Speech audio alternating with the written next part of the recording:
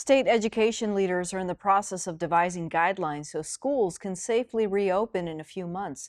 We recently discussed some of the impacts COVID-19 has already had on learning with Dr. Francesca Lopez, an associate dean in the College of Education at the University of Arizona. It's a lot of uncertainty. I think we need to brace ourselves for a new way of learning, a new situation, a lived experience that many of us have never had before.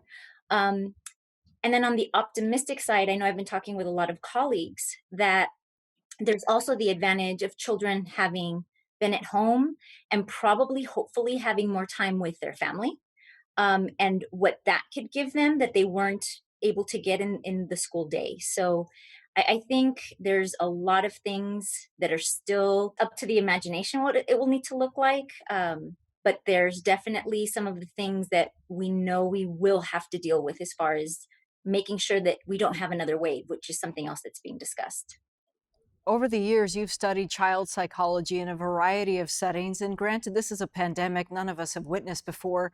But any early indications of how this might manifest itself when ideally we return to a fall semester? We've never lived through a pandemic, but I know we do have quite a bit of research out there on youth who have been in traumatic situations, right?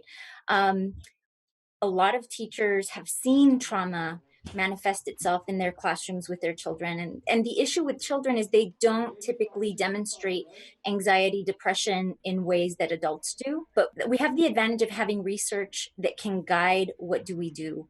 We need school counselors. I know there's a huge limitation in the state in terms of ratios. We need school counselors, I think, more than ever to be able to help with the issues that our children are facing, to learn how to deal with them, to go into classrooms and have those discussions.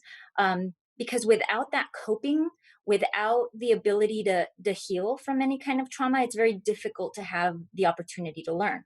Zoom classes and car parades have all been ways for teachers to connect with the students and students to see their friends, obviously.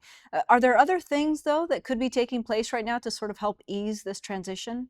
If children have the ability to have access, I think being able to connect with friends is very, very important. And of course, that can become more difficult the younger the child is. But FaceTime and using other modes of communication is very important. Drawing on my own experience with my middle school daughter, she reconnected with friends that she hadn't seen in some time because they each went to different schools, and we're seeing her thrive in ways that the regular school day often didn't accommodate because the school day starts so early and there was exhaustion and everything is so structured.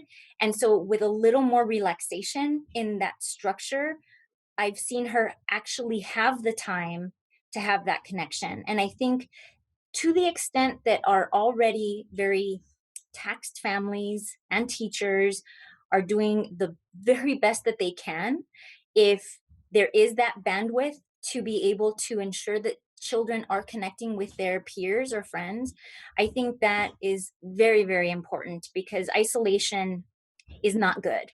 Anything about Arizona's school system that makes it these students more likely or perhaps less likely to rebound after this hiatus?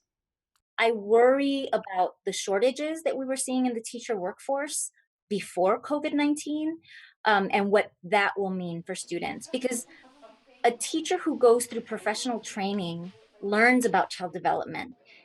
They are exposed to theories and research that becomes part of their toolkit so that when they are in the classroom, they're able to draw from those things to be able to be the best they can be for students.